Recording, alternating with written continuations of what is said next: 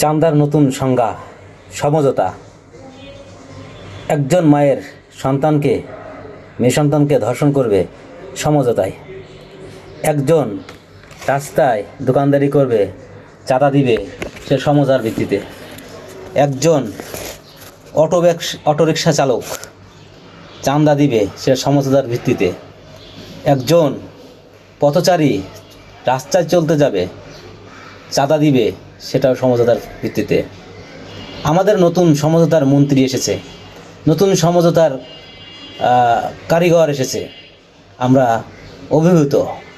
আমরা চাঁদাবাজের অপর সংজ্ঞা সমঝোতা নতুন শব্দের সাথে পরিচিত হচ্ছি নতুন মন্ত্রিসভা থেকে। এটাই সত্য, এটাই বাস্তব। নতুন নতুন সার্কাস চলছে, চলবে, চলতে থাকবে।